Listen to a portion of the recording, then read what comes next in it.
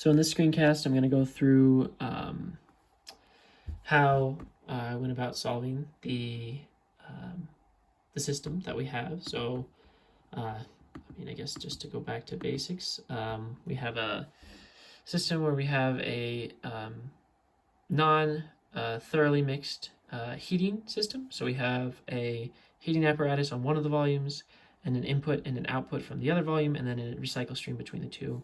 And so we wanted to calculate the dynamics of this system and model it mathematically. So just going based off the project steps, pull out my hand calculations. So I did most of my work in hand calculations. So we started with steady state and dynamic mass and energy balances. So total mass balance on tank 1 basically reveals that the Qn is equal to Q out. This is basically held because density is constant.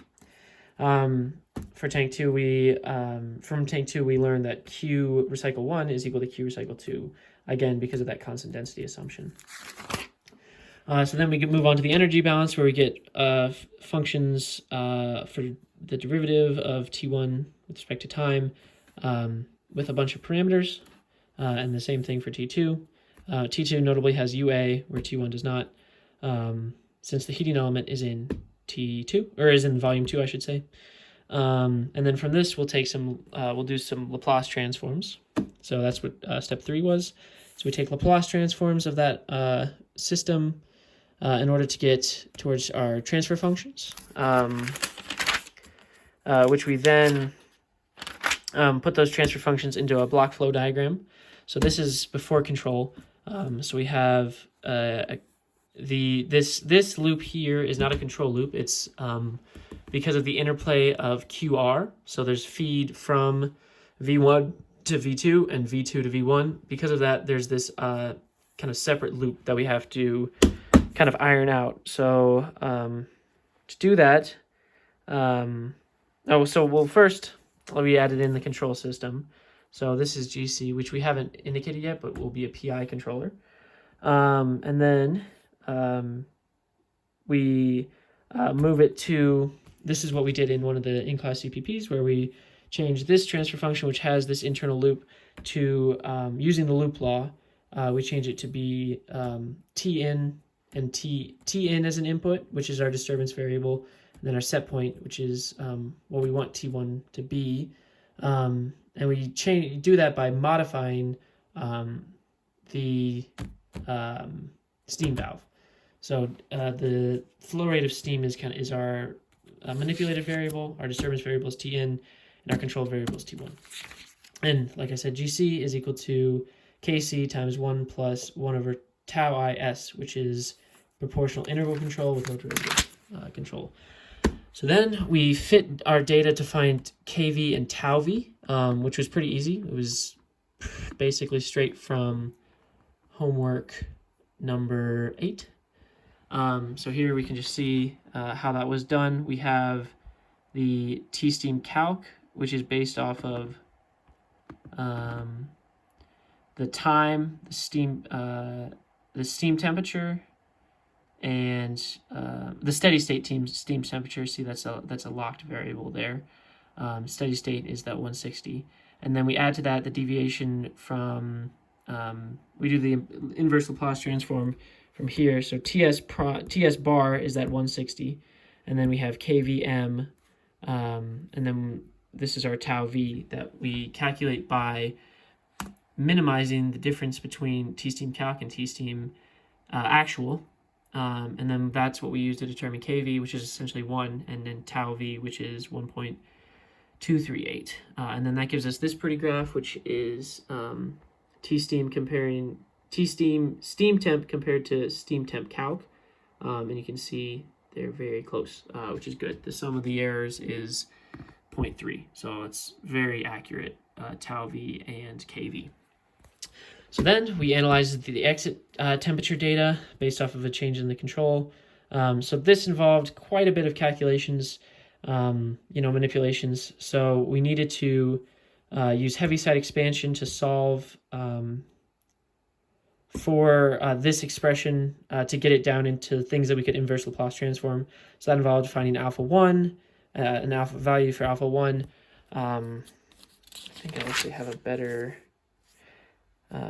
yes, this is actually a better representation. My work got a little bit sloppy, but we wanted to get to this kind of form. And so, well, yeah, we can use this. So this is the calculation of alpha 1, calculation of alpha 3, which was actually easier than alpha 2, and then alpha 2 finally had both alpha 3 and alpha 1 in it. And those are the expressions for all those alphas, which are in the Excel down here, as I put those in so that we could use those to calculate terms. So next step was to inverse Laplace transform these. This was definitely pretty complicated and had to use Wolfram for this. I think it's on this one. Yeah. Is it this one? Yeah, this is a better representation, actually. This is where it is. So this is, again, solving for alpha 1, alpha 3, alpha 2, and then getting that to the final form of T prime of T. So this is the deviation temperature in time, and it has all these lovely constants, including sinh. Obviously, that's not a constant, that's a function. Sinh and cosh, which are very pleasant to work with. And then here's the expression for all of our variables in the terms of actual process variables. So we have, V1 and Q and QR, and rho and C and V2 and UA. And those are our basic makeup. And then we take all those, and then we can make, those are also K1 and K2 and Ks. And then we can do Ks prime from those variables, and then tau prime, and then zeta prime from all these variables, which all then plug into this. And then with our alphas, we can find the deviation temperature.